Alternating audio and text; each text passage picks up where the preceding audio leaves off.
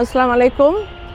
আজকে যেহেতু 3টে থেকে খুলবে ওরা গেট, কিন্তু আমি একটু আগেই চলে এসেছি। এখন বেলা 1:30 বাজে।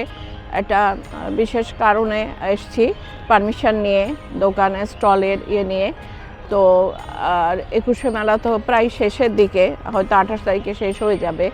এই জন্যে আমি প্রথম দিকে একবার এসেছিলাম, আমার বই রেখে গিয়েছিলাম। এখন আমি শেষের দিকে একবার আসলাম। তো দেখি গিয়ে ভিতরে কি অবস্থা। স্টলে পৌঁছে আপনাদের সাথে আবার কথা বলছি। আমি যে স্টলে এসেছিলাম ওটা এখনও খোলেনি, তবে ওরা 3টে থেকেই আসলে খোলা শুরু করে। এই জন্যে ওই যে কিছু কিছু দোকান খোলা শুরু করেছে এখনই। এই আমার পিছনে আছে কাকলি প্রকাশনী, হুমায়ুন আহমেদের অনেক বই টই পাওয়া যায় এখানে। তারপরে এইরকম 2-1টা দোকান আস্তে আস্তে খোলা শুরু হয়েছে। মানে বিকালে জমজমাট হয় আসলে ব্যাপারটা এই। তো আমি বুঝতে পারছি না আমি কতক্ষণ থাকতে পারবো, আরেকটা জরুরি কাজ আছে। এই জন্যে হয়তো আমার স্টলটা আমি দেখে নাও যেতে পারি। তো আপাতত এই ইয়েতে আমরা একটুখানি ঘুরে ঘুরে দেখি, আর পরে যদি খোলা পাই তাহলে অবশ্যই আপনাদের দেখাবো। ওই দোকানে ওই স্টলের নামটা হচ্ছে রেনেসা।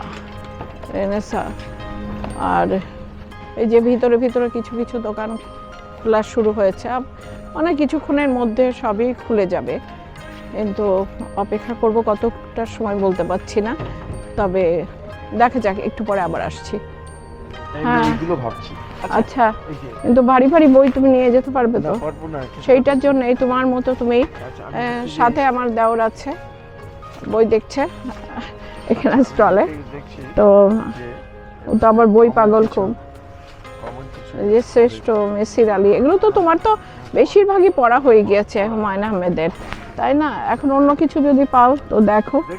হ্যাঁ, দেখতে থাকো, আর সেটাই মনে হবে। হ্যাঁ সেটাই, এক বই মানুষ কতবার করে পড়ে ভুলে যায় বলেই, আবার ভালো লাগে সেজন্যেও।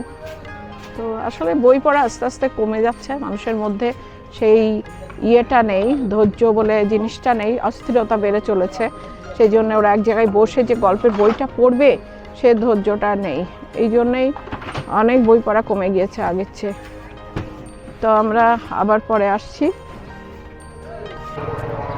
এইমাত্র আমাদের স্টলটা খুলেছে রেনেসা, তো এসেছিলাম এখানে, অপেক্ষা করছিলাম। এখন 3টে থেকে সব জায়গায় আস্তে আস্তে খুলছে, তো বেশিক্ষণ থাকা যাবে না, কারণ আরেকটা কাজ আছে। তো আমরা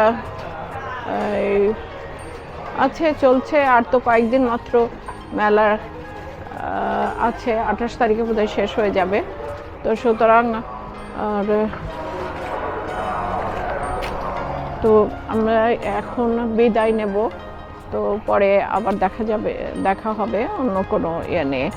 তো আজকের মতো